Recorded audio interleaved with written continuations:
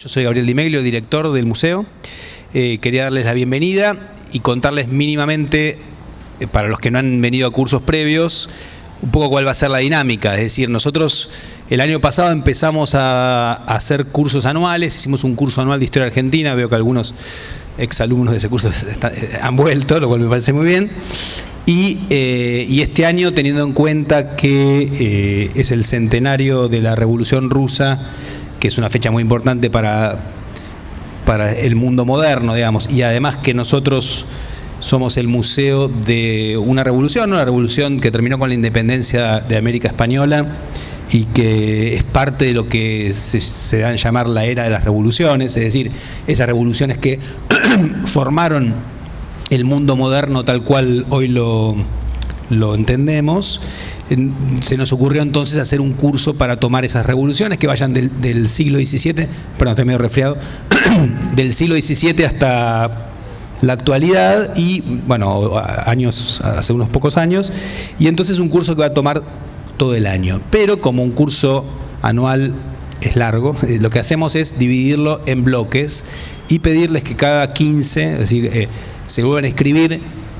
La verdad que esta vez la inscripción nos desbordó absolutamente porque tuvimos demasiados inscritos, lo cual por un lado es buenísimo para nosotros, pero también es cierto que este es un museo modesto, no tenemos un auditorio. De hecho, hoy podemos estar acá afuera porque todavía es abril, pero les puedo asegurar que ya desde el mes que viene se empieza a poner un poco fresco acá, y entonces pasamos a la sala que tienen a su derecha, para los que nunca vinieron, y nos tenemos que amuchar, ¿no?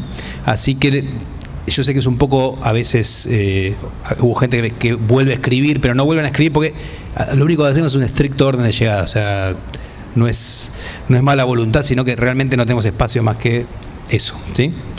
La idea del curso es que son clases, tenemos la suerte de contar con un montón de especialistas en las temáticas, y es realmente un plantel de lujo. La verdad que estamos muy contentos que los profesores hayan aceptado venir, y la idea es que sean charlas abiertas donde al final de la charla ustedes pueden preguntar lo que quieran. Tenemos ahí un lugar para preguntas y sacarse las dudas sobre los temas. En abril tenemos esta primera clase con Fabio Wasserman, que es profesor de la Universidad de Buenos Aires e investigador de CONICET, a quien le pedimos algo complejo, que es reflexionar sobre qué es una revolución, digamos, que es lo que después vamos a ir viendo a nivel concreto, caso por caso, a partir de la clase que viene, que obviamente no es el viernes que viene, que es Semana Santa, sino el siguiente, donde va a venir José Emilio Gurucúa, profesor de la UBA, también, que va a hablar de la Revolución Holandesa, la primera de estas revoluciones del mundo moderno, ¿no? Del siglo XVII, y el último viernes del mes va a venir Nicolás Kwiatkowski, un especialista en la Revolución Inglesa del siglo XVII. Ahí terminamos ese primer y pequeño bloque ya para pasar a las revoluciones del siglo XVIII y siglo XIX, ¿sí? Básicamente eso. Quiero agradecerle al ENERC del Instituto del Cine que nos facilita la posibilidad de filmar estos cursos, y la idea nuestra es después, no ahora, ¿no?, pero después de un tiempito, subirlos, editarlos y subirlos a la web para que los puedan volver a ver, o para que puedan verlos aquellos que no han podido venir, que no han podido conseguir una vacante. Y bueno, nada, nos estaremos viendo acá viernes a viernes, ¿sí? Muchas gracias, bienvenidos, y los dejo. ¿Qué tal? Buenas tardes. Bueno, antes de empezar con la charla, quería decir un par de palabras en relación a este ciclo, que me parece que es una actividad realmente muy valiosa, muy interesante, y tal como dijo recién el director del museo, Gabriel, realmente los invitados que van a venir a lo largo del año, hay especialistas muy destacados, de distintas generaciones, de distintas procedencias, de distintas ideas, y eso me parece que es algo muy valioso que tenemos que rescatar, que tenemos que recuperar, que tenemos que valorar, y que no siempre es posible. Así que bueno, me parece que es muy importante tratar de preservar los espacios como los que está generando en este momento el Museo del Cabildo y de la Revolución de Mayo. Por supuesto, les quiero agradecer que me hayan invitado y que hayan depositado en mí la confianza de poder dar esta primera charla. En realidad les estoy agradecido, y por otro lado no tanto, porque Cuando me avisaron, dije, sí, claro, por supuesto, qué lindo, bueno, buenísimo. Y después, bueno, no. Después hay que organizar una charla referida a la revolución, pero no una revolución concreta, sino a cómo pensarla. Por suerte, la charla, el título que le dieron, no lo puse yo, lo pusieron los organizadores, a quienes, insisto, les agradezco y no les agradezco, pero es un no agradecimiento falso, porque de verdad me parece una muy linda actividad, incluso para mí, para poder pensar toda una serie de cosas que vengo trabajando y que nunca tuve la posibilidad de sistematizar. Entonces, estas son ocasiones muy buenas para eso. Que le hayan titulado no qué es una revolución o qué son las revoluciones, sino a qué llamamos revolución. Eso me facilita mucho las cosas, porque vamos a tratar de pensar, a partir de algunos elementos que voy a traer ahora, a qué llamamos revolución y por qué, y no qué es una revolución. ¿Se entiende? Hay una diferencia importante. No voy a dar una definición de la revolución es esto por tal y tal y cual razón, sino vamos a tratar de pensar a qué llamamos revolución, pero también por qué la llamamos revolución a fenómenos que tienen determinadas características. ¿Bien? Bueno, está lindo el lugar, es medio raro para mí verlo desde acá arriba, pero bueno, es que es como medio... Lo que les pido es que si yo, por ejemplo, llego a hablar rápido, no se entiende algo, levanten la mano y me paren, por favor, porque puede ser que una vez que empiece a hablar me acelero y entonces puede ser que se pierda un poco lo que estoy diciendo, y como no hay bibliografía, entonces no estaría bueno, ¿no? Bueno, y para empezar, podemos partir de algo que dijo Gabriel, que es la razón por la cual se hace este ciclo. Este es el Museo del Cabildo y de la Revolución de Mayo, y este año es el centenario de la Revolución Rusa. ¿Qué tienen en común esos dos fenómenos, acontecimientos o procesos? Ya hay un problema, una revolución es un acontecimiento, es un fenómeno, es un proceso, es todo. Pero ¿qué tienen en común la Revolución de Mayo y la Revolución Rusa? ¿No? Ahí hay un primer problema que se amplía muy rápidamente cuando pensamos en a qué llamamos revolución, si consideramos que también podemos llamar revolución a la revolución industrial, a la revolución neolítica, a la revolución en las costumbres, a la revolución sexual, a la revolución cultural, a la revolución científica. Un texto muy conocido de epistemología, quizás que sea uno de los textos más importantes, es La estructura de las revoluciones científicas, de Thomas Kuhn. Ahora, todo eso es revolución. Entonces, ¿a qué llamamos revolución? Se ve que es un problema que no se puede resolver fácilmente con una definición, porque ¿cómo es que puede dar cuenta de todas estas diversidad de fenómenos que se dan también en distintos planos? Uno podría decir rápidamente, bueno, una revolución es un cambio radical y punto. Entonces termino la charla acá.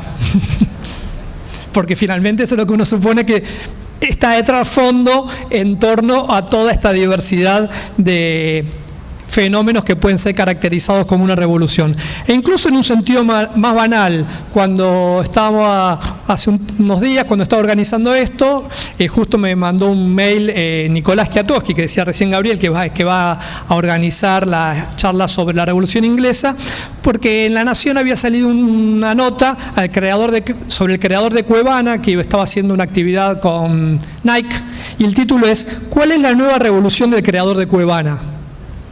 O sea, revolución puede abarcar cualquier tipo de fenómeno. Entonces vamos a tratar de empezar a desagregar un poco esto y de precisar, porque podemos dar una definición tan vaga que no sea nada, que no diga nada, o una definición tan precisa que termine no pudiendo dar cuenta de aquello que nosotros queremos llamar revolución. Y si efectivamente la Revolución Rusa y la Revolución de Mayo y la Revolución Francesa y la Revolución Inglesa y todas las revoluciones que se van a trabajar a lo largo de este ciclo tienen ese nombre, es porque efectivamente deberían compartir alguna característica. Si no, el lenguaje no serviría para nada. Sería otra posibilidad, pero bueno, acá entre nosotros yo creo que sí, sirve para comunicar y entre otras cosas. Sirve para comunicar y sirve para confundir también, que es parte de la comunicación. Bueno, entonces, en principio, uno que puede pensar en términos de una revolución, ¿no? Que es si quieren la circunscribimos a esta dimensión más política y social, que es un concepto que tiene un carácter, ¿verdad?, muy amplio, que da cuenta de cambios radicales y o violentos en las instituciones políticas en general, pero también cambios económicos sociales. Y en su sentido más banal, simplemente cualquier cambio. Tal técnico introdujo una revolución en el esquema de juego. Se me acaba de ocurrir. Todo se nos puede ocurrir rápidamente cualquier ejemplo de esa índole. Ahora, estos cambios pueden ser súbitos, un acontecimiento, o pueden ser de mediano y largo plazo, y lo pensamos como proceso. O en el sentido de súbito puede ser un cambio de gobierno o de régimen de gobierno o transformaciones en el tiempo, ¿sí? Ahí tenemos ya un primer punto para tener presente en qué estamos pensando cuando hacemos referencia a la revolución. Tomemos el ejemplo de la Revolución de Mayo. La Revolución de Mayo es el 25 de mayo de 1810, la Revolución Francesa, la toma de la Bastilla, bueno, y así. Pero no deja de serlo eso también, y no deja de haber un acontecimiento que lo simboliza, que a veces lo es para los contemporáneos, en el mismo momento que está sucediendo, y a veces lo es considerado de ese modo posteriormente, ¿no? Ya van a ver cuando, por ejemplo, voy a poner ejemplos, porque si no esto tiene un nivel de abstracción que me aburre a mí también. La Revolución Rusa. La Revolución Rusa es lo que ocurre en octubre, que en realidad es noviembre de 1917, o es un proceso que empieza con, podríamos decir, con la revolución que se llama de febrero, en la que realmente una movilización muy importante de obreros que termina con la deposición del zar. Y después, en octubre, lo que hay es una toma del poder por parte de un grupo que son los bolcheviques. Bueno, entonces se ve que esto se amplía en muy distintas direcciones. Para orientarme un poquito en todo esto, me ayuda a mí, espero que los ayude a ustedes, recurrí a un autor que es un historiador y también es un teórico de la historia alemán que se llama Reinhard Koselleck. Lo pongo acá por si a alguno le interesa.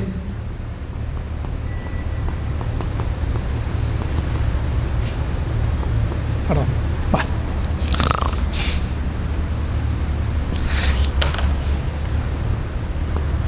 Que, entre otras cuestiones, es un autor muy destacado en lo que hace a pensar la relación entre la historia de los conceptos y la historia social, ¿sí? Y tiene trabajo sobre el concepto de revolución. Él lo que plantea es que es un concepto universal elástico, por esto que veníamos planteando antes, ¿no? Que parece capaz de abarcar todo tipo de fenómenos. Incluso lo pone como una pregunta: ¿es que acaso hay algo que no podría ser revolucionado? ¿Hay algo que no podría? Ahora, si hay algo que no podría, que todo puede ser revolucionado, el problema con este tipo de conceptualizaciones es que, bueno, esto ya es mi opinión, no la de Koselleck, ¿no? Es que algo que es todo termina siendo nada. Y no es un juego de palabras, ¿no? Entonces, estaría bueno poder ver si podemos dar mayor precisión a esto. Lo que sí me parece que es bien interesante lo que plantea Koselleck, que es que funciona como una categoría, podríamos decir, omnicomprensiva. O otra forma de decirlo, esto es, por ahí es un poco abstruso, como un metaconcepto, es decir, un concepto que está atrás de otros conceptos, que les da sentido. Es lo que plantea, que es una especie de concepto general que permite dar cuenta,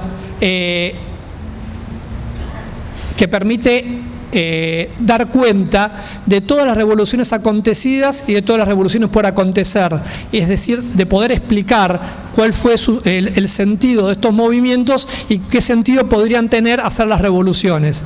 A nosotros nos parece que, bueno, es razonable, un concepto debería tener estas características, pero este tipo de conceptos singulares, colectivos, son bastante recientes, y un poco la idea de esto es mostrar cómo se construyó este singular colectivo revolución, porque no estuvo desde siempre. Y el hecho de que los organizadores del evento hayan decidido empezar en el siglo XVII con las revoluciones holandesa e inglesa, da cuenta de esto, porque, como voy a desarrollar dentro de un ratito, antes no había fenómenos a los que ni los contemporáneos y muy dificultosamente nosotros retrospectivamente podríamos calificar como una revolución, tal como la entendemos a partir por lo menos de la Revolución Francesa.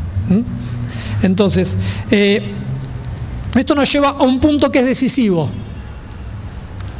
para los historiadores siempre, aunque no siempre lo respetamos. Pero es un problema que tenemos que afrontar. Distinguir entre la categoría que utilizamos para interpretar el pasado o como categoría normativa, es decir, yo utilizo el concepto de revolución para explicar, supongamos, los cambios en la democracia griega en el siglo V a.C. Es una categoría que el historiador utiliza para interpretar el pasado. O es una categoría normativa. Para mí revolución es tal cosa, es una definición. Ahora, no tenemos que confundir ni la categoría interpretativa ni la categoría normativa con lo que los actores del período entendían o podían entender que era una revolución, si es que tenían el concepto. Es decir, como concepto histórico, como concepto de los actores del pasado. ¿Qué es lo que, cuando estudiamos la Revolución Inglesa, entendían quienes participaban de ese movimiento, quienes se oponían y quienes lo miraban como revolución? Y no necesariamente tiene por qué coincidir con lo que nosotros consideramos que es una revolución. Para no irnos muy lejos, acá mismo, hay discusiones sobre si la Revolución de Mayo fue o no fue una revolución. ¿Cómo podemos saldar este problema? Bueno, primero pongámonos de acuerdo si estamos hablando de lo mismo. ¿No? Porque lo más probable es que no estemos hablando de lo mismo. Entonces, finalmente la discusión es qué entendemos cada uno de nosotros por revolución. Y la otra vía que podemos intentar es ver qué es lo que los actores del periodo experimentaron, si lo vivieron como una revolución. Un poco la idea de mi exposición hoy es ir por esta vía, para salir de la trampa de las discusiones normativistas. Es decir, no porque estén mal, no podríamos vivir sin ellas. Pero si queremos entender un poquito mejor en qué consisten los fenómenos que caracterizamos como revolución, no está mal tratar de entender qué era para los actores y cómo se fue construyendo el concepto que llega hasta nuestro presente. El problema es que hoy en día para nosotros se nos confunden los dos planos. Para nosotros revolución es una categoría del conocimiento y también revolución es la categoría que utilizamos nosotros para actuar política e ideológicamente, ¿no? Entonces, ahí es donde se... ¿no?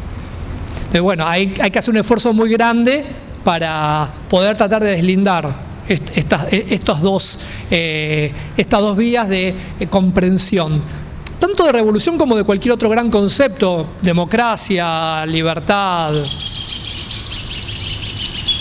¿Les gusta? Bien, también los efectos especiales, como lo están filmando tenemos...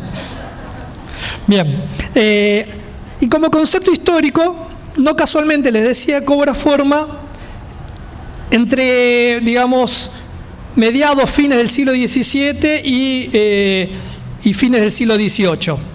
Es decir, si quieren ustedes, entre la Revolución Inglesa y la Revolución Francesa y la Ilustración, que es el periodo que algunos autores, no casualmente, a partir del siglo XVIII, sobre todo a fines del siglo XVIII, y la primera mitad del siglo XIX, denominan la era de la revolución o la era de las revoluciones. Quizás el autor más conocido que haya hecho esta caracterización sea alguien que ustedes lo conozcan, que es Eric Hobsbawm, ¿sí? Que es un historiador, fue un historiador, muy importante, marxista inglés, en realidad no nació en Inglaterra, pero se desarrolló su vida en Inglaterra. Bueno, tiene muchos trabajos y tiene una serie de libros dedicados a las transformaciones del mundo contemporáneo, que son una tríada de libros. El primero se llama La Era de las Revoluciones. Antiguamente estaba traducido como las revoluciones burguesas. La otra es la Era del Capital, la Era del Imperialismo. Y después el siglo XX. Es decir, en realidad son 3 libros que...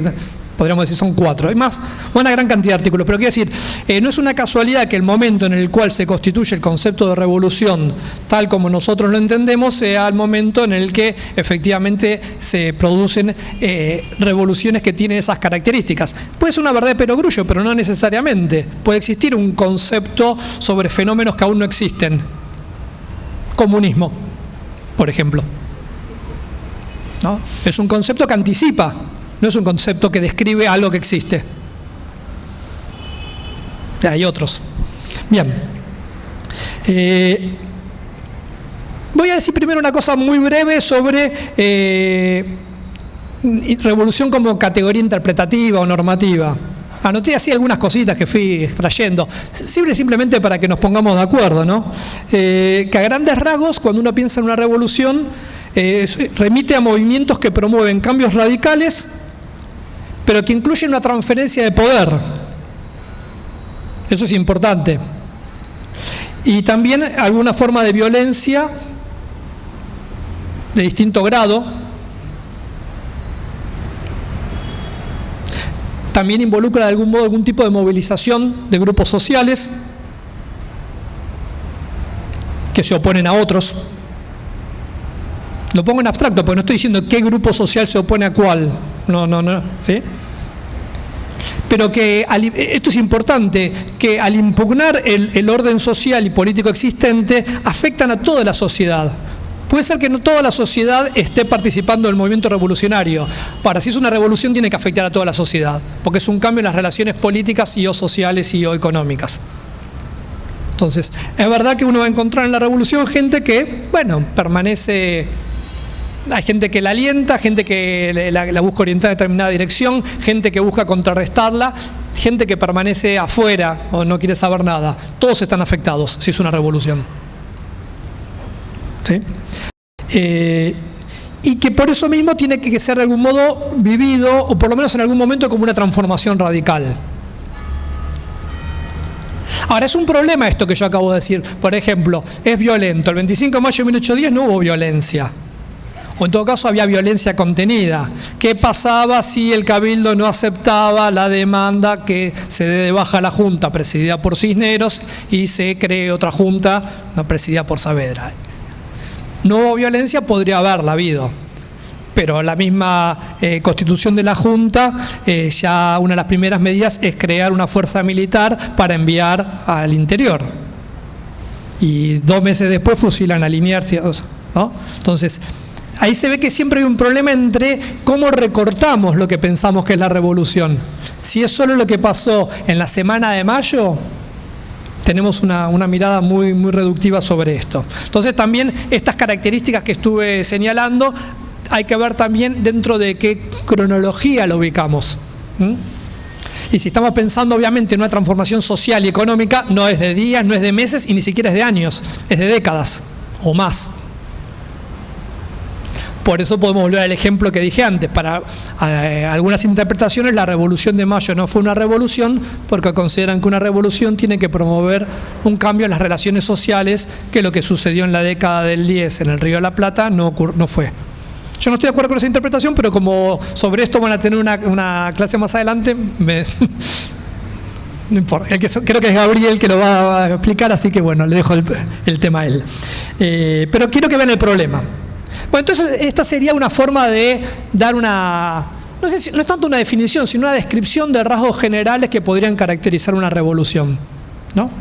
Ahora vamos a ir a lo que a mí me interesa un poco más, que es cómo se fue construyendo este concepto de revolución, cómo fue cambiando en el tiempo.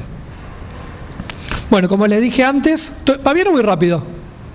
Bien. ¿Ven? Sean honestos. Ahí está, a mí me gusta. Entonces voy a aprovechar y...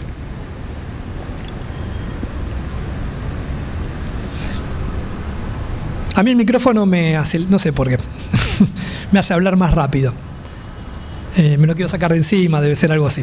Bueno, entonces, ¿cuál es el punto de partida? Si uno toma, por ejemplo, los estudios que han trabajado sobre el concepto de revolución, en general hay consenso en relación a que ni en la antigüedad clásica ni en la Edad Media el concepto existía. Eso no quiere decir que no hubiera cambios, que no hubiera transformaciones. ¿Cómo no los va a haber? Los hubo. Pero que no eran procesados con un concepto de las características del que tiene como revolución. Que si podría no existir la palabra, pero sí podría existir el concepto, la idea, ¿no? Pero en general se tiende a que esto no sucedió así. Entre otras razones porque, y esta es una primera clave importantísima, ningún concepto es un concepto aislado. sino que está entramado en una red conceptual y discursiva que a su vez forma parte de una trama social. Entonces, una sociedad que se concibe un sentido de transformaciones que tienen un carácter cíclico o inamovible, un concepto como el de revolución, como el que manejamos nosotros, no es conceptualizable, ¿sí? Entonces, por ejemplo, tanto los griegos como los romanos, pobres, uno dice los griegos y los romanos como si todos pensaran eso. Bueno, algunos pensadores griegos y romanos, Aristóteles, Polibio, vamos a ponerle nombres, Cicerón, utilizaban teorías de los cambios en las formas de gobierno distintas, no importa, no son exactamente iguales, pero lo importante es que, por ejemplo, lo digo rápido y medio mal, de la monarquía se pasa a una aristocracia, de la aristocracia se pasa a la democracia, por X razones eso fracasa y vuelve a la monarquía. Es como una calecita. ¿Sí? O sea que los cambios en las formas de gobierno están orientados en un sentido cíclico. Entonces, en ese marco es difícil que un concepto como el de revolución pueda haberse desarrollado. Y de hecho, las primeras conceptualizaciones de revolución tenían este carácter cíclico. Si nos remitimos a los siglos XVI, siglo XVII, ¿no? El significado original de la palabra, probablemente ustedes lo sepan, no viene tanto de la política, sino que es una forma de describir el movimiento circular de los cuerpos celestes, ¿no? La rotación alrededor de. Bueno, nosotros lo utilizamos todavía, revoluciones por minuto. ¿Cuántas revoluciones por minuto es eso? Entonces, se ve que ahí todavía está presente, está impregnada esta concepción de la revolución, de esa idea de lo cíclico. Uno de los autores que difundieron esta concepción fue Copérnico. Digamos, en su obra más importante es La revolución de los cuerpos celestes y demás.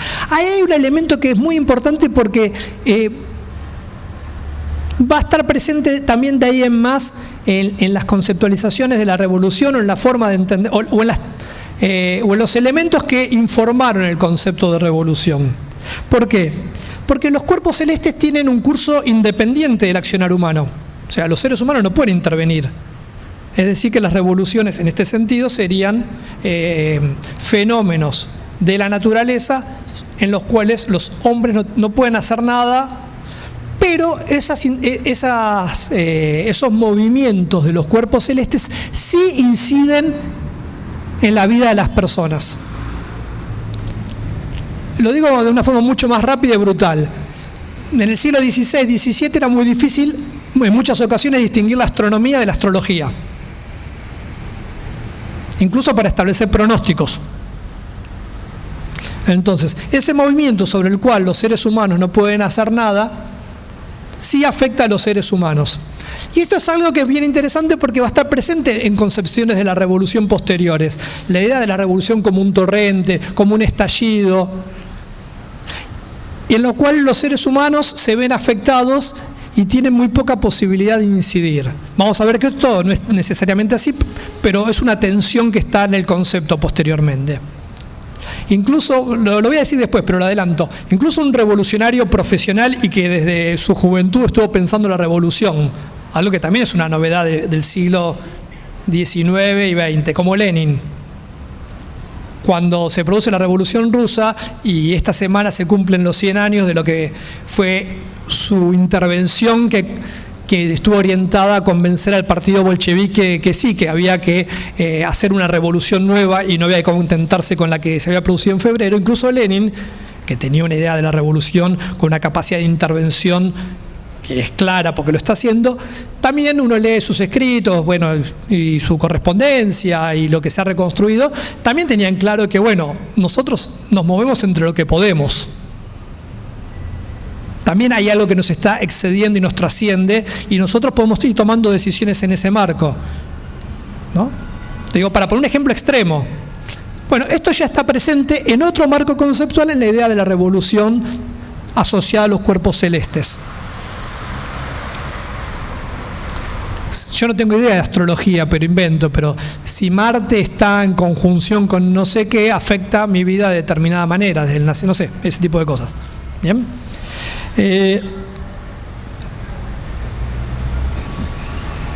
Bueno, en el siglo XVII en Inglaterra, no voy a hablar tanto de las revoluciones porque todo el ciclo va a dedicarse a esto y aparte soy honesto, sé muy poco. Y por ahí vengo para aprender también. En Inglaterra del siglo XVII se le da un contenido político a esta conceptualización. Los actores de la Revolución Inglesa, algunos actores, ya la llaman revolución. No es simplemente que la gloriosa revolución es un rótulo puesto retrospectivamente, sino que hay actores que se consideran revolucionarios. ¿Y qué están pensando? Y se ve el movimiento circular, la restauración de un orden que el rey había violado por acción tiránica, podríamos decir rápidamente. Es decir, que no estaban tanto buscando crear algo nuevo como restaurar algo perdido. Ahora, y esto creo que Nicolás seguramente va a hablar de esto, estos son algunos actores de la revolución. Ya en la revolución inglesa empiezan a aparecer otros autores que plantean la idea de una revolución como en un sentido direccional hacia el futuro. Ya está ahí en tensión y empieza a desplegarse la noción más propia nuestra de la idea de revolución como un cambio orientado hacia un futuro más que como un regreso hacia un pasado. ¿Sí? Pero en general los actores del periodo están pensando en este sentido. Entonces la revolución lo que busca es volver, restaurar la antigua constitución, y ahí aparece algo que sí también está presente, creo yo, en todas las revoluciones que merecen por lo menos ser llamadas de ese modo. La idea de que se combate contra lo que es injusto. Esa justicia puede ser recuperar algo antiguo o crear algo nuevo, pero la justicia, quien lleva adelante una revolución la piensa en general en términos de algo del orden de la justicia. Ahora, ¿qué significa la justicia? En cada contexto histórico y cada actor puede ser cosas muy distintas. ¿Sí? No estamos pensando todos en lo mismo. Tengamos presente esto. ¿Sí? Para no. Puede ser que en este contexto la justicia tuviera que ver con que determinados grupos tuvieran acceso a determinadas cosas, nada más, a determinados derechos, no la igualdad. Mientras que había otros grupos que promovían la igualdad. Esto es algo que también voy a retomar después, que es muy importante. Detrás de toda revolución hay muchas revoluciones. Por simplificación, por poner un rótulo, nosotros solemos hablar de la revolución y ahí embarcamos distintos fenómenos y procesos que en realidad suelen tener distintos actores con distintas intenciones, con distintos procederes, con distintas ideas y que las englobamos. Pero esto voy a retomarlo después. El cambio decisivo de valoración del concepto de revolución, vamos bien, vino con la Ilustración y con la noción de progreso y de cambio orientado hacia el futuro, y sobre todo con la que es la revolución que se transformaría de algún modo en modelo, que es la Revolución Francesa. Pero ojo, la Revolución Francesa o revolucionarios franceses también tuvieron como modelo la Revolución Inglesa, y una revolución que no siempre se tiene en cuenta, pero que fue muy importante, la revolución de las colonias inglesas en Norteamérica, la Revolución Republicana y anticolonial. Este es otro elemento importante. Las revoluciones, si bien se consideran muchas veces como un punto de inicio de una nueva historia, y a partir de este momento empieza la historia, tienden a pensarse a partir de modelos previos. Y eso también es parte de la discusión y la confusión sobre qué es una revolución y sobre si tal es o no es, porque si queremos entender la Revolución de Mayo como la Revolución Francesa o la Revolución Rusa, y no lo es. Por ejemplo. Entonces, retomo, porque abrí varias cosas y no quiero que se desperdigue demasiado. La Revolución Francesa y la Ilustración, o sea, digamos, entre mediados y fines del siglo XVIII, van a crear las condiciones para que se produzca un cambio muy importante, sobre todo porque el énfasis está puesto en el futuro. Si antes el sentido de los acontecimientos venían dados del pasado, ahora empiezan a ponerse en el futuro. Insisto, esto es un proceso. Hay formas de comprender lo que estaba sucediendo que seguían privilegiando la comprensión a partir del pasado. Por ejemplo, y esto es algo que se trabajó mucho, los revolucionarios franceses se veían a la luz de la República Romana. Y uno dice, ¿pero qué tiene que ver la República Romana con la Revolución Francesa? Poco y nada. Pero eso no quiere decir que se vieran de ese modo.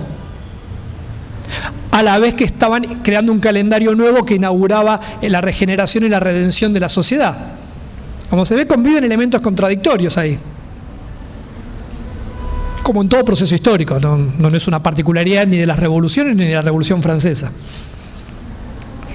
Bueno, eso es lo que hace que la historia sea interesante y siempre discutible.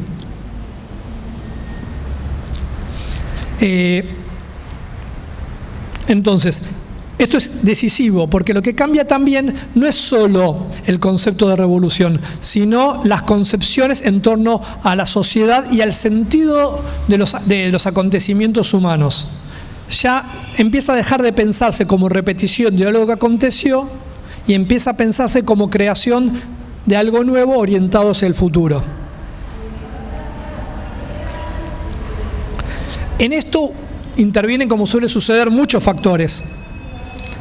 Por un lado, el pensamiento de la Ilustración crea condiciones discursivas y conceptuales e ideológicas, pero también el hecho de que la Revolución Francesa efectivamente implicara un quiebre con el pasado, con lo que pasó a denominarse, y la expresión lo dice todo, antiguo régimen. Denominar antiguo régimen está dando cuenta que hay uno nuevo, facilitó esto. Y también otros fenómenos de otra índole que hay que incorporarlos en el análisis, aunque vaya por otra vía. Las transformaciones culturales en la comunicación, en la aceleración de los tiempos, en lo que hoy decía la revolución de Internet. Bueno, ese periodo también es un periodo en el cual los medios de comunicación promueven una aceleración en los vínculos entre las personas en distintos lugares. Y eso también plantea una condición de posibilidad distinta para pensar qué es la transformación. Porque en una misma generación una persona puede haber más cambios que por ahí varias generaciones anteriores. Y eso en la experiencia es muy importante, aunque vaya por un plano que no necesariamente sea el mismo del político, sí, obviamente se articula. Y la otra revolución, como cuando Hobsbawm habla de la revolución, la era de las revoluciones, porque está pensando también en la revolución industrial, que promueve cambios importantes en las condiciones de producción, circulación de las mercancías y demás, etc. Bueno, ¿vamos bien? Qué bien, bueno. Entonces me gustaría dedicar un rato a ver algunos rasgos que de ahí más van a estar presentes con mayor o menor intensidad, en mayor o menor medida, en todas las revoluciones. ¿Sí? La primera ya la anticipé y es lo que saqué de Koselleck, que el concepto se convierte en un concepto singular colectivo. Insisto, esto es muy importante, porque hasta ese momento podía haber revoluciones, así como había historias, pero no había una concepción de la historia como expresión de la totalidad de la experiencia humana, que reúne pasado, presente y futuro. Y la idea de una revolución como un concepto capaz de explicar el pasado, también el presente y el futuro, porque de algún modo la revolución es lo que promueve las transformaciones hacia ese futuro. Que se convierte en un concepto singular colectivo, y eso se puede ver en este periodo con mucha claridad. Es muy importante. Primer elemento. Y ahí uno puede ver que la revolución es un hecho, es un proceso, pero también es un valor y una clave explicativa. No es simplemente cuando uno dice un motín o una sedición. Tiene muy poca carga valorativa. Está hablando de un conjunto, de una fuerza colectiva que busca imponer por la fuerza algo, pero no tiene una carga emocional, ni moral, ni ideológica como hacer una revolución. creo, ¿no? Bueno, ahí lo que se ve entonces es que la revolución, aparte de ser un hecho, un acontecimiento, un proceso, es un valor también. Y es una explicación por qué suceden las cosas y por qué hay algo que es la revolución que está muy fuertemente vinculada con la noción de progreso, que es lo que mueve a la historia de la humanidad. Segunda cuestión muy importante, que algo adelanté, la experiencia de la aceleración de la historia. La idea de que en poco tiempo se pueden vivir experiencias que antes hubieran demandado mucho tiempo. Pasan muchas cosas en poco tiempo y eso enfrenta a los hombres y a las mujeres a situaciones en las cuales tienen que poder explicar qué está pasando. Y el concepto de revolución permite explicar eso, permite entender, es una categoría para la comprensión de lo que está sucediendo, incluso para quienes rechazan la revolución, para quienes la repudian, no solo para los revolucionarios. Esta idea de la aceleración. Y también esta idea de aceleración es bien interesante porque, y sobre esto hay discusiones infinitas, pero que las voy a tratar de sintetizar, en el hecho de que para algunos autores la política moderna, de algún modo, es una secularización de la teología, del pensamiento teológico. Entonces, esta idea de que la revolución como el momento de redención, como el momento de regeneración, la aceleración aparece como el acortamiento de los tiempos, que es la parusía, lo que anuncia el final de los tiempos, el apocalipsis.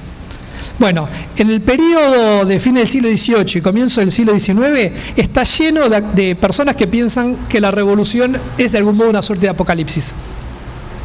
Insisto, para bien o para mal, porque para algunos, por ejemplo, para los españoles que resisten la ocupación francesa, Napoleón es la bestia, el anticristo. Y lo retratan así, hay dibujos, ¿no? Pero para otros que ven con buenos ojos los movimientos que están transformando su sociedad o distintas sociedades, esto lo que está implicando es que va a llegar el fin de los tiempos y la felicidad de la humanidad, etcétera, etcétera. ¿Por qué? Porque bueno, el pensamiento religioso estaba muy firmemente arraigado en toda la sociedad. Vamos a encontrar en la Revolución Francesa, en la Revolución Norteamericana, en las revoluciones hispanoamericanas. Está muy presente esto, en distinta medida.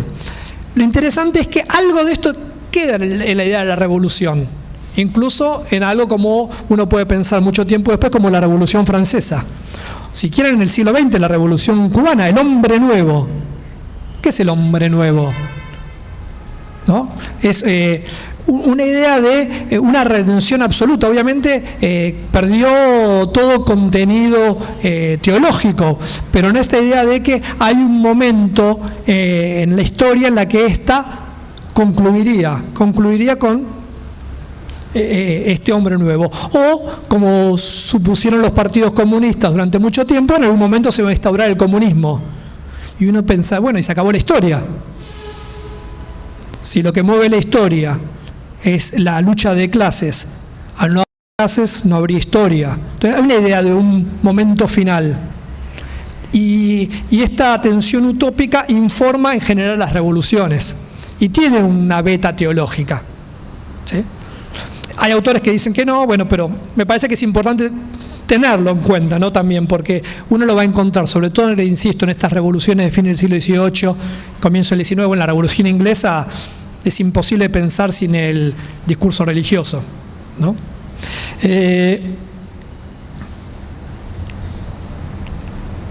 Entonces acá se ve de nuevo la ruptura con el pasado de injusticia.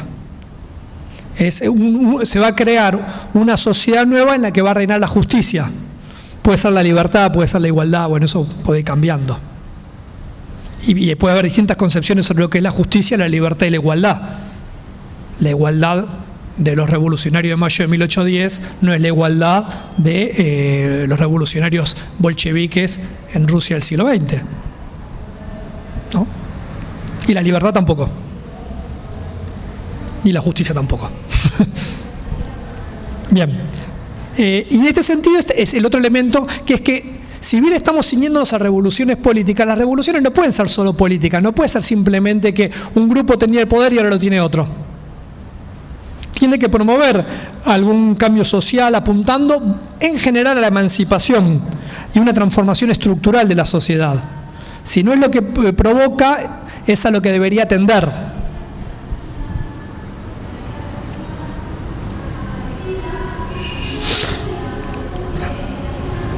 Y uno ve también acá que en esta densificación de lo que es el sentido de la revolución, que va incorporando cada vez mayor cantidad de elementos,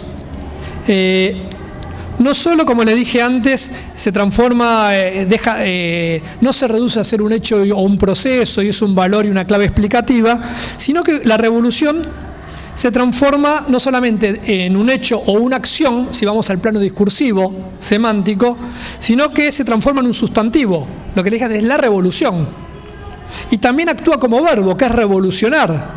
La revolución se puede hacer, se puede revolucionar.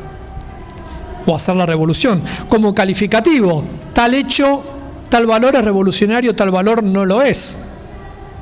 Incluso como sujeto, la revolución tal cosa.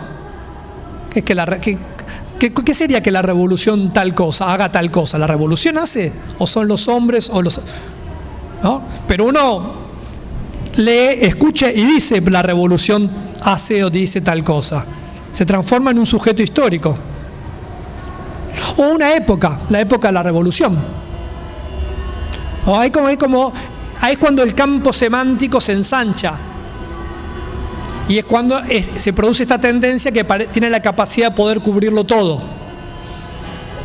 Es en este periodo donde se produce, o sea, fines del 18 y comienzo del 19, cuando se puede ver cómo, si bien es utilizado básicamente en un sentido político, puede ensancharse en distintas direcciones. Y lo que va a pasar a lo largo del siglo XIX y en el siglo XX, que termina por cubrirlo todo, o que puede cubrirlo todo. ¿Qué más? La revolución tiene también una dimensión, dije, no es solo un hecho, una acción, también tiene una dimensión mítica y simbólica. Bueno, nuestro ejemplo, la Revolución de Mayo es nuestro mito de orígenes, de algún modo, de la sociedad argentina. Cuando decimos Argentina cumple 200 años, o cosas por el estilo, bueno, ahora serían 207 años. ¿Qué estamos diciendo? Es nuestro mito de origen. Es en el sentido de que si una revolución logra desarrollarse como tal, tiende a concebirse como un nuevo inicio, como el comienzo de una nueva historia. En el caso de la Revolución Francesa esto se ha visto mucho, por ejemplo el uso de los calendarios nuevos. Pero acá en el Río de la Plata también, si uno lee los periódicos postrevolucionarios, incluso en la época del rosismo, entonces uno lee la Gaceta Mercantil y dice a 25 años de la Revolución, a 19 de la Independencia. Siempre el encabezado. ¿Qué está diciendo? Que venimos de ahí. Bueno, si uno mira la historia más detenidamente, no se viene solo de ahí. Pero la revolución tiene este componente mítico que lo que permite también es que haya sectores sociales que se sientan involucrados ideológica pero también emocionalmente. Hay un componente emocional muy importante y por eso la revolución, aparte de la dimensión mítica, tiene una dimensión simbólica muy importante.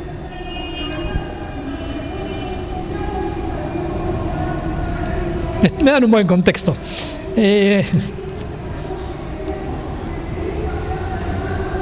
La revolución también puede pensarse, estamos hablando hasta ahora en un nivel muy abstracto, ¿no? Bueno, lo siento, la primera reunión va a ser así. Después van a tener todo el año para regodearse con hechos. Pero ¿cómo pensar una revolución? Uno puede, cuando uno dice eso no es una revolución, ¿no? Porque transforma las relaciones sociales, las relaciones de producción, no las transforma. Uno puede pensar a qué se opone para pensar el contenido de una revolución, cómo se concibe, en términos de cómo la conciben sus propios actores. Entonces, si la Revolución Francesa se contrapone al antiguo régimen y las revoluciones hispanoamericanas se contraponen al orden colonial, eso también nos da una pauta de cuál era el sentido que tenía para quienes las estaban viviendo. Uno podría poner, a ver, ¿cómo lo digo? Si la política se caracteriza, entre otras cosas, por articularse a través de en su sentido general, de un par que es amigo-enemigo, o sea, nosotros y ellos. ¿Sí? No voy a ahondar sobre esto porque nos llevaría a un lugar un poco escabroso. Bueno, lo digo porque si no, algunos se ríen. Esto es un desarrollo teórico que hizo un pensador alemán, Carl Schmitt, que bueno, fue un teórico nazi, pero que se usa mucho en la teoría política, porque, entre otras cosas, trató de articular un pensamiento político de la política más allá de los contenidos y las categorías morales. ¿Sí? Bueno, dicho esto, pero yo sí creo que es algo que se puede ser utilizado para pensar la política, en el sentido de que ubica fuerzas contrapuestas. Y si la revolución es el momento más absoluto de la política, entonces uno puede ver que esa contraposición entre el nosotros y el ellos tiene que tener un contenido que en la caracterización que se hace del enemigo pueda entenderse qué es lo que están pensando que son los valores que están promoviendo quienes llevan adelante la revolución. ¿Se entendió o fue medio alambicado? Si no se entendió, lo digo, trato de decirlo de otra manera. Sí. Bien. Entonces, es interesante esto de ver las revoluciones por aquello a lo que se oponen. Porque no se oponen a algo simétrico. Ahora vamos a poner estos términos. Si en Europa del siglo XVI se peleaba, había un conflicto entre dos monarquías, podían considerarse en términos simétricos en el siglo XVII. Es un Estado que combate contra otro Estado por territorios, por recursos. Una revolución no. Lo cual no quiere decir que no tenga esta dimensión también, porque tiene que combatir por recursos, por territorios, pero se piensa que a partir de distintos valores y distintas motivaciones, no están peleando por lo mismo. Aunque en los hechos también pueda ser pensado como una disputa en torno a territorios, control de las personas, control de los recursos. La revolución rusa es una gran guerra civil que se extiende desde, aprovechamos a usar la palabra, desde Kamchatka hasta Polonia.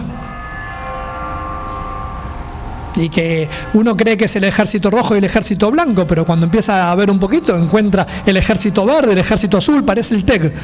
Pero bueno, quiero decir, y es una disputa por valores, pero también es una disputa por territorios y por poder. Pero una revolución tiene que tener este contenido de valores y de ideología. Por eso también es algo moderno. Por eso también es algo moderno. Que era difícil de pensar antes.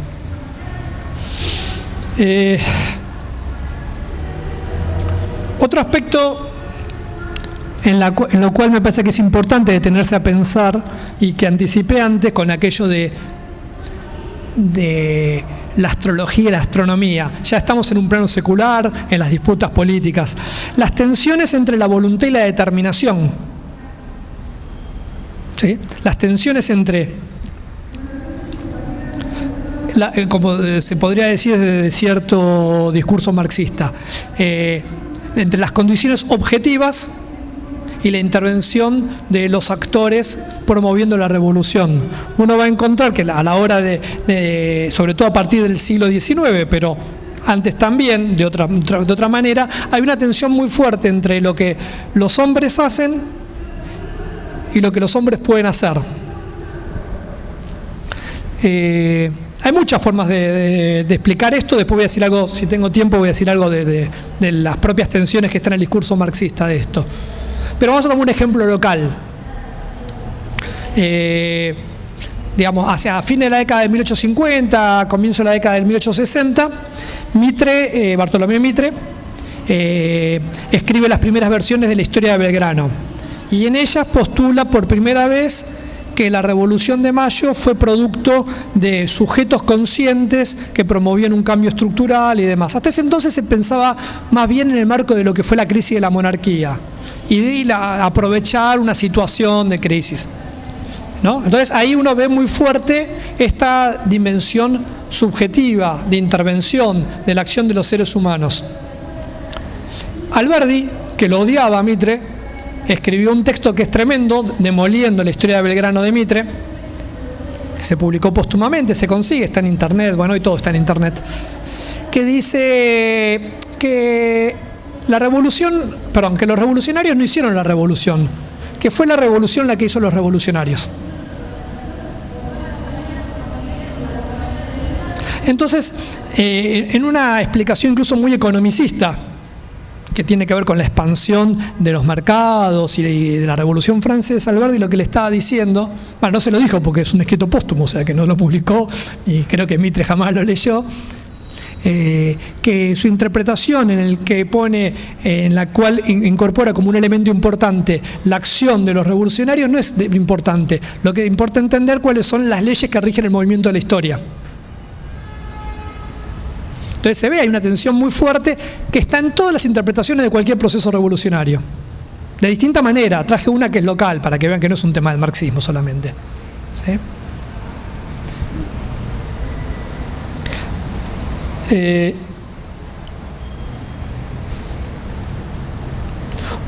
Perdón, esto está un poco ya desorganizado, pero bueno, ya estoy apurando un poquito para que no nos quedemos sin tiempo para las preguntas.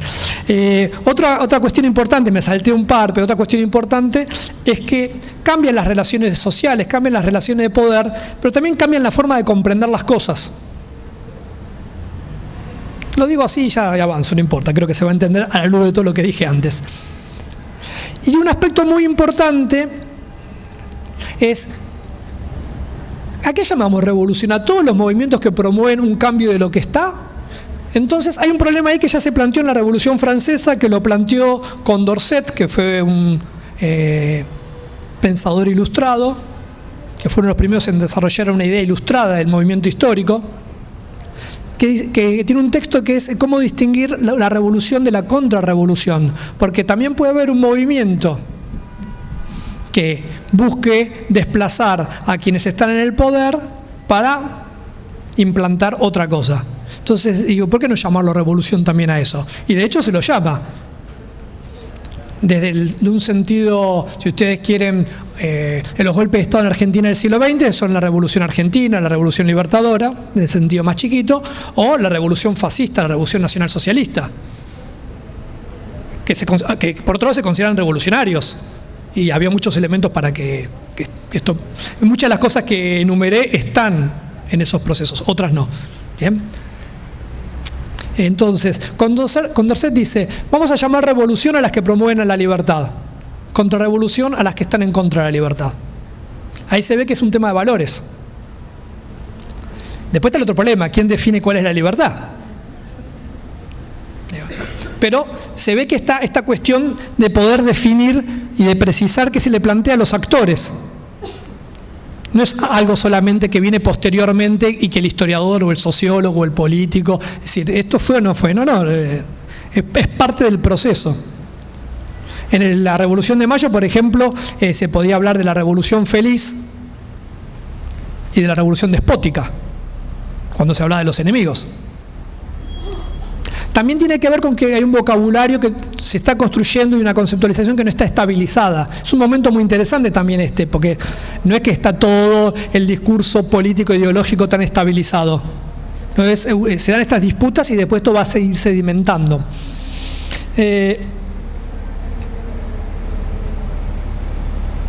Y finalmente está la idea de la novedad, que tiene que ver con algo que lo que venía planteando antes, del futuro. Y de la experiencia de la novedad, que es algo muy seductor también. Esta idea de que la revolución te atrapa y que seduce y que tiene que ver con la apertura de posibilidades nuevas, que uno puede creer que está orientada en una determinada dirección, pero eso es algo que está abierto también hacia donde puede estar orientado. Y esta novedad y esta aceleración es bien interesante porque produce reacciones distintas. Uno dice, bueno, los revolucionarios van a estar contentos y los contrarrevolucionarios no. Pero los propios revolucionarios muchas veces ven con temor este proceso, porque es algo que se les escapa de las manos. Esto también lo vamos a encontrar en todas las revoluciones. Posteriormente, desde alguna perspectiva, se va a acuñar primero Marx y después lo va a retomar Trotsky, la idea de la revolución permanente, como idea de un movimiento permanente. Pero nos llevaría muy lejos esta discusión y no aportaría ahora. Pero que hay un problema también, que no es que los revolucionarios necesariamente ven a la revolución la ven como un momento de plenitud, como un absoluto, pero también con aprensión. Y los testimonios de los revolucionarios de Mayo está lleno de esta forma de referirse a lo que habían vivido y a lo que habían protagonizado. De hecho, hay un tópico, una figura que es retórica, pero que también es visual, que está muy presente en las revoluciones, que es la revolución que se come a sus propios hijos. ¿Cómo se alimenta la revolución? Comiéndose a sus propios hijos, ¿no? Hay de la imagen de Saturno, de Cronos, devorando a sus hijos. Hay un cuadro de la Revolución Francesa que expresa esta idea. Bien. Y media terminamos, ¿no? Puedo... Sí, bueno, entonces... No, porque quería dejar ahora 20 minutos, pero me tomo 10 más y avanzo un poquito porque no pensé que iba a decir tantas cosas. Bueno, entonces, retomando un poco todo esto, desde la Revolución Francesa, la idea de esta revolución conduce a un futuro abierto, desconocido, y entonces, o abierto, ¿no? Con lo cual, parte de la disputa política es dotarlo de contenidos y de orientación. La disputa de Lenin, cuando pone las tesis de Abril, tenemos que ir en esa dirección. No es decir que lo otro no es una revolución, pero la revolución tiene que terminar con todo el poder a los soviets. No con un acuerdo con los social revolucionarios, los mencheviques, los cadetes, lo que sea. Los cadetes no, me equivoqué, no importa. Entonces, tener autoridad sobre la revolución se convirtió en una tarea política. Y acá es cuando nos vemos como aparece una cierta noción más cargada de la revolución como una actividad hasta casi profesional, que es lo que va a pasar con los partidos revolucionarios. La idea está de que hay un futuro, que hay leyes que nos orientan hacia ese futuro, pero que tenemos que tomar determinadas acciones para llegar hacia ahí, hace que cada vez más aparezca la idea de que hay que orientar el proceso político en esas direcciones y hace falta actores que sean capaces de hacer eso. Y ese es el surgimiento de los partidos revolucionarios. No solo los partidos comunistas, En el siglo XIX, por ejemplo, no son partidos exactamente, pero hay movimientos políticos, por ejemplo, en la década del 20 y del 30 en Europa, que buscan hacer revoluciones nacionales para liberarse de imperios. Entonces hay asociaciones secretas, los carbonarios, los massinianos, que no son exactamente partidos como lo entendemos nosotros, pero una idea de grupos de personas organizadas en torno a un ideal que buscan promover una revolución para tal cosa. Bueno, obviamente todo lo que está rondando lo que estoy diciendo ahora tiene que ver con la interpretación marxista, ¿no? Y me quería detener un poquito en esto porque de algún modo fue la que terminó tiñendo la idea de revolución, entre otras cosas porque la revolución rusa a comienzos del siglo XX y posteriormente otras revoluciones como la revolución china fueron las que hicieron leer retrospectivamente todas las historias de las revoluciones. ¿Bien? Entonces, un par de cositas de Marx. Para Marx, las revoluciones, y no solo para él, son el motor de la historia. Yo tenía para leer, pero ahora no tengo tiempo, puedo leer cosas, por ejemplo, de Mitre, que dice cosas parecidas, o de Echeverría. Para que vean que no están pensando en lo mismo, obviamente, pero por eso, tener una posibilidad de controlar qué es lo que quiere decir la revolución es un hecho en sí mismo político. Entonces, las revoluciones para Marx constituyen una parte, en buena medida, el motor de la historia. ¿Por qué se producen revoluciones? Básicamente porque surgen contradicciones en las sociedades que están divididas en clases. Obviamente, Marx me mataría si escuchara esto que estoy diciendo porque estoy simplificando muchísimo su pensamiento. Pero hay algo que es interesante acá que tiene que ver con lo que planteaba antes de las tensiones entre explicaciones deterministas y determinaciones, si ustedes quieren, voluntaristas o que están puestas en la acción humana. Porque Marx propone una explicación determinista, que es que el desarrollo de las fuerzas productivas entra en algún momento en contradicción con las relaciones de producción. Es decir, que una sociedad está organizada de determinada manera en las clases sociales, pero que hay un desarrollo de las fuerzas productivas que hace que sea ya contradictorio e incongruente eso. Entonces, eso empuja una revolución. Y después hay otra que hace más foco en los sujetos históricos, que es la historia como la lucha de clases. No es que son necesariamente contradictorias, porque cuando están en contradicción las fuerzas productivas con las relaciones de producción, sería la lucha de clases la que provocaría este cambio, pero no es lo mismo. Y esta tensión va a estar fuerte, va a permear fuertemente a todo el pensamiento revolucionario de ahí en más. Y como dije, de algún modo ya estaba antes esta tensión entre lo estructural y la acción de los seres humanos. Y esto se potenciaría incluso después al constituir al partido en expresión de esa clase, en la expresión política de la clase, ¿no? Eso se vería más. Marx tomó para esto, de algún modo, la Revolución Francesa era como un modelo, que una clase, la burguesía, tomó el lugar de otra clase, que era la nobleza, y que a su vez estaría destinada a ser reemplazada por la clase obrera, ¿no? Eso sería como un... y acontecimientos como la Revolución en 1848, la Comuna de París de 1871, de algún modo le confirmaron o le dieron mayores elementos de afirmación de esta forma de comprensión. Después, digamos, va a ser Lenin la otra figura importantísima que va a definir al interior del marxismo, que es la revolución. Hay muchas veces que Lenin dijo que es una revolución, pero básicamente está pensando en términos de cambios en quién maneja el control del Estado. Entonces es el paso de una clase que tiene el control de los recursos estatales a otra. Y esto es lo que lleva también posteriormente y anteriormente a una concepción como la de la dictadura del proletariado, por ejemplo. Pero para Lenin es interesante algo que también había mencionado antes brevemente, que hay una situación revolucionaria. No se puede hacer una revolución en cualquier condición. No es algo que sea solo fruto de la voluntad. Y ahí es donde aparecen los análisis sobre las condiciones objetivas, sobre estudiar las clases, las fracciones de clase, los grupos, etcétera, etcétera, etcétera. Para él hay una situación revolucionaria cuando los grupos que están en el poder, las clases que están en el poder, no pueden mantener las cosas como están, por X razones. O sea que también algo que no mencioné, pero que es muy importante, atrás de toda gran revolución hay una crisis. Muy difícilmente hay una revolución si antes no hay una crisis en la estructura de poder. No es simplemente porque un conjunto de personas se organice, pero porque ese conjunto de personas se organice y quiera promover algo, es porque algo pasó previamente que lo llevó a eso. Uno no es espontáneamente revolucionario. Es más, diría que espontáneamente ni siquiera tiene por qué ser interesado en la política. Entonces, no tiene que haber eso, esa situación de crisis que no puede mantener las cosas como están.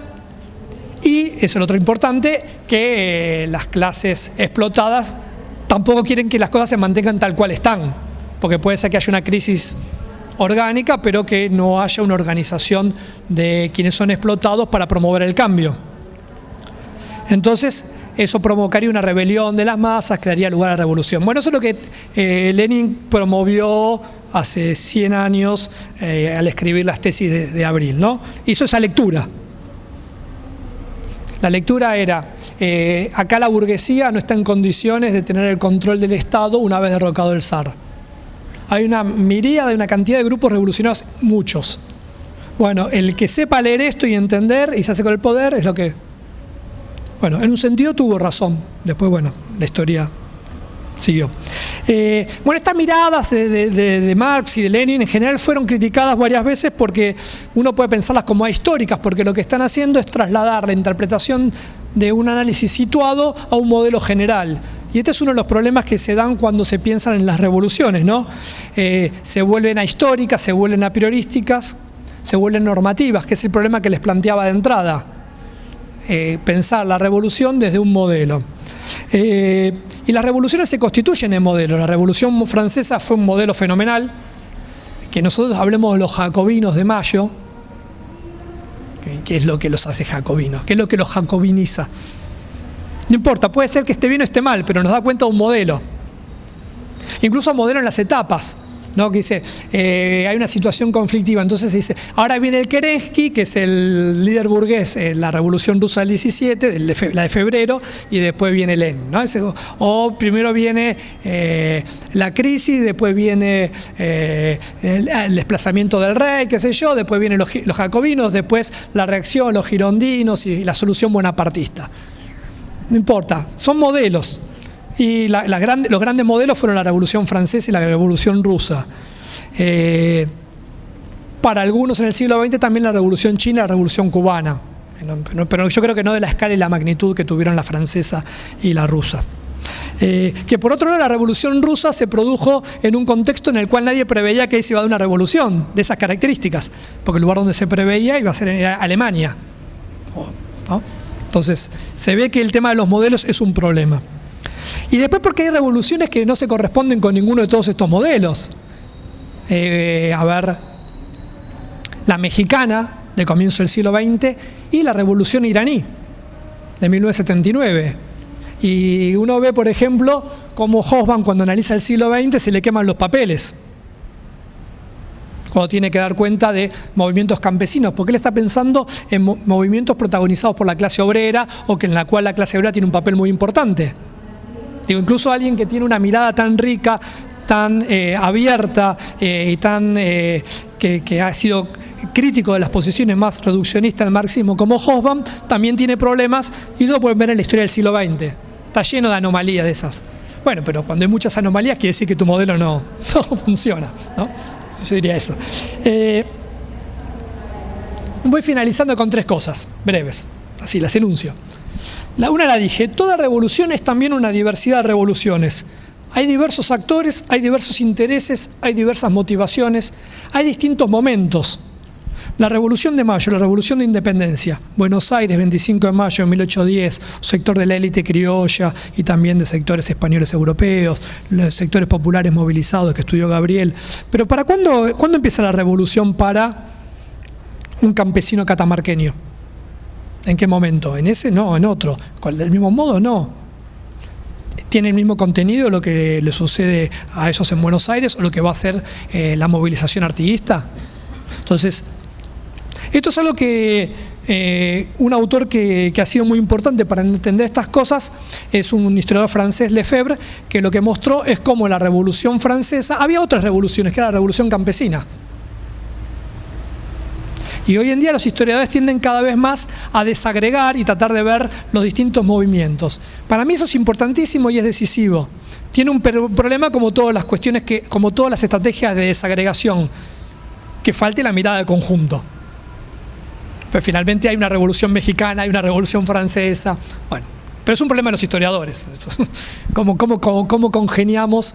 Pero es muy importante tener en cuenta esa diversidad, porque si no, no entendemos qué es lo que pasaba ni por qué, ni cuáles eran las motivaciones y demás.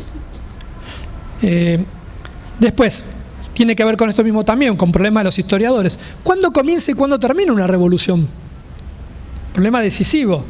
Es un problema para los historiadores, pero siempre es para los contemporáneos. Como yo les decía antes, por ejemplo, para los revolucionarios de Mayo, pedían por favor que termine la revolución. Así. Todo muy lindo, pero esto no se sostiene. Hay un documento precioso en ese sentido, que es después de la Declaración de la Independencia, se declara el 9 de julio de 1816, y unas semanas después, el mismo Congreso emite un manifiesto a los pueblos. Piense que es en el contexto del artiguismo, de una crisis muy importante, y que termina con un bando que titula Fin a la Revolución, Principio al Orden. O sea, en el momento en que declaran la independencia están diciendo queremos terminar con la revolución, porque la revolución nos está devorando. Entonces es un problema, y es un problema para nosotros interpretativo. Depende de lo que nosotros sí entendamos por revolución, va a terminar en un momento o en otro. ¿Sí? Cuanto más estructural sea nuestra concepción de la revolución, tiene que tener una temporalidad más larga. ¿Sí?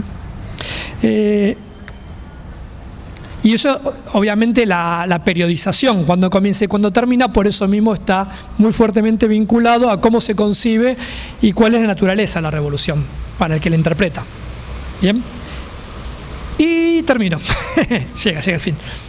Algo que aprendí con un historiador argentino, con Tulio Alperindongui, que tiene un libro muy lindo, muy complicado.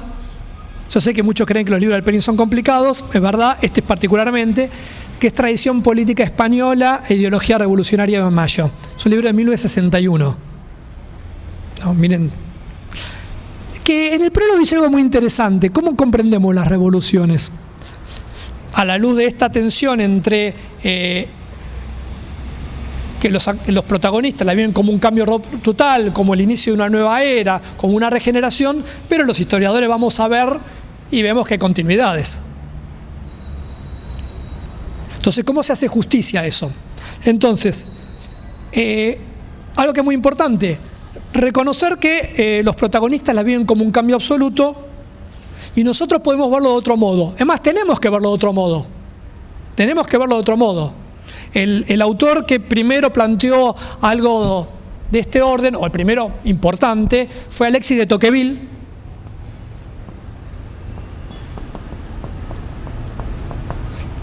Político y escritor francés, que, bueno, pasadas varias décadas de la Revolución Francesa, lo que él mostraba eran las continuidades que había en las estructuras. Y llamaba la atención sobre ese aspecto, ¿no? Entonces, retomando esta idea, hay que pensar las continuidades y hay que pensar las rupturas. Y hay que pensar también la vivencia de los actores, porque eso nos permite también aproximarnos a lo que es una revolución. Nosotros podemos ver que tales cosas y tales cosas por ahí en términos estructurales no cambiaron. Pero tenemos que tener en cuenta, y eso es lo que finalmente para mí termina de caracterizar a un proceso como revolucionario, es que si para las personas que viven ese periodo lo que están viviendo es un cambio absoluto y lo viven con temor, con optimismo, con una mezcla de temor y optimismo, adhieren, rechazan y ven sus vidas involucradas en eso, eso es una revolución, y si queremos entenderla tenemos que también entender eso, no conformarnos con mostrar las continuidades. Por esa razón, la Revolución de Mayo, la Revolución Inglesa, la Revolución Francesa, la holandesa, la inglesa, la haitiana, la rusa, la china, la cubana, son revoluciones. Y creo que por eso me parece que está muy bien que formen parte de este ciclo que van a desarrollar a lo largo de todo este año. Bueno, muchas gracias.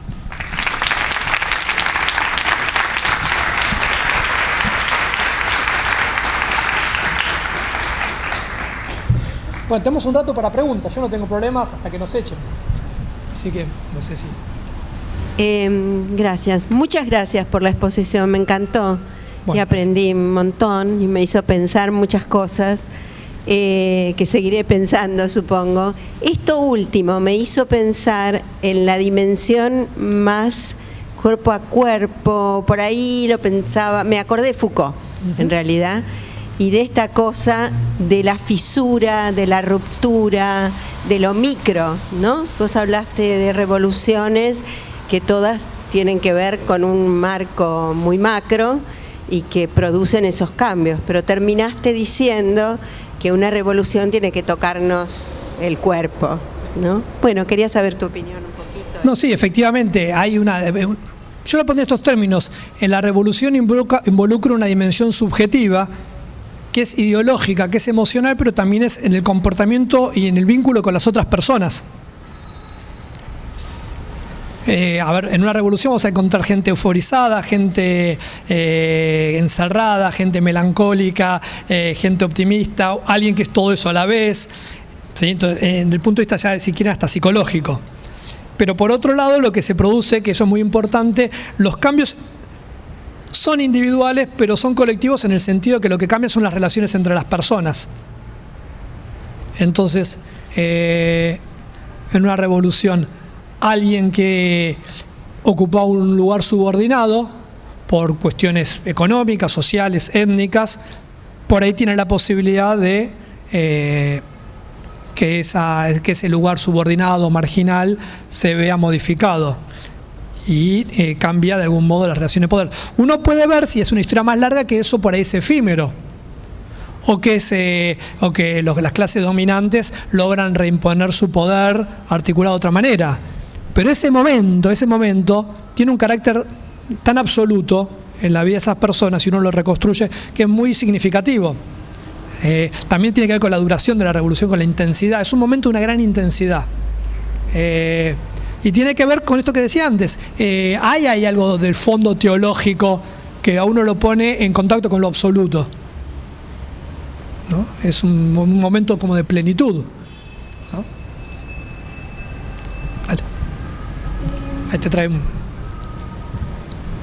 Pensaba en la relación de las revoluciones con lo discursivo, sí, y con la lectura de las revoluciones.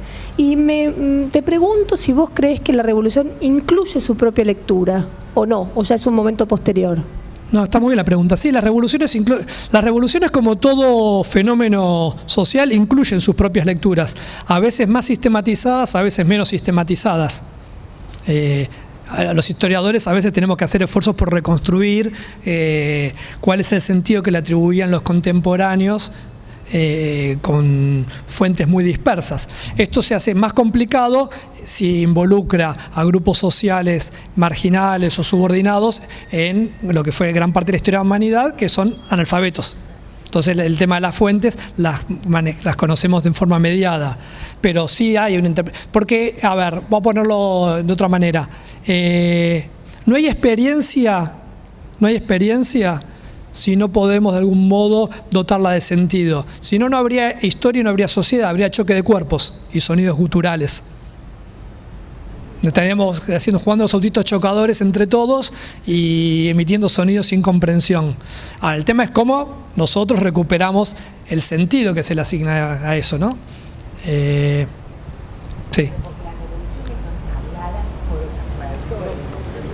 Bueno, te doy yo. Las revoluciones, como todo hecho, es hablado por actores. La revolución no habla por sí sola. Y los distintos actores generan. No, efectivamente, los actores, la historia la hacen los hombres, punto, vamos a empezar por ahí. Y hacerla en todos los sentidos. Hacerla también es interpretarla. Pero es interesante porque una de las características de lo que es la revolución es que, si bien la hacen los actores, algunos se arrogan el derecho de decir que están representando la revolución. Eso ya es otro problema. Pero eso es la política, porque otros le dicen que no. Y eso es lo que trae también la evidencia del carácter contingente, disputado, que tiene una revolución. No todos están de acuerdo, en ninguna.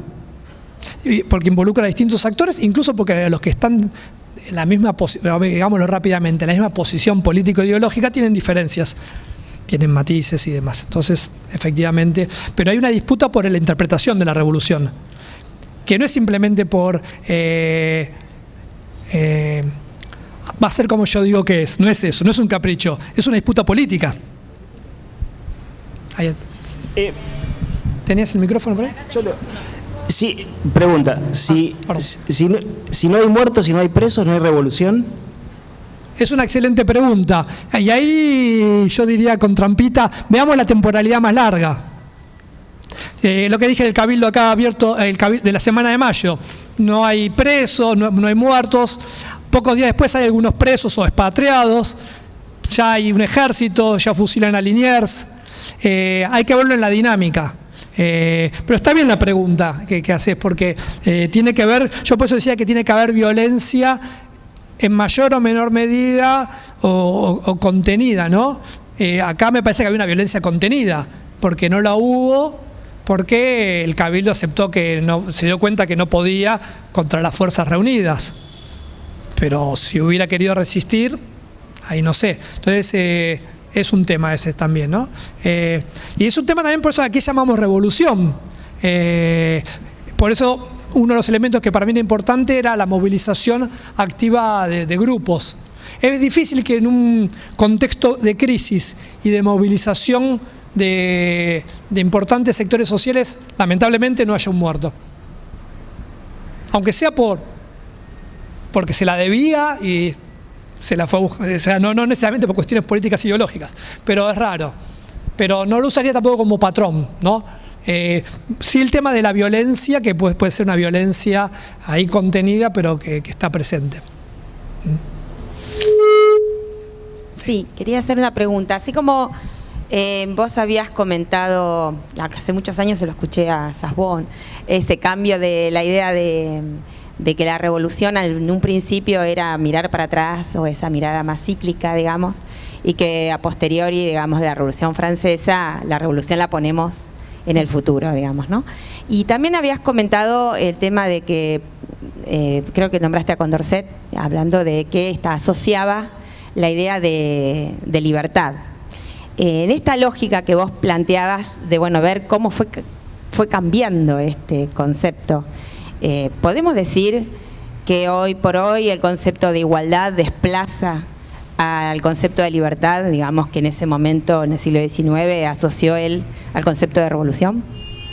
En buena parte sí, las revoluciones del siglo XX tenían un componente por ahí, o se incrementó el componente de la igualdad en relación a la libertad.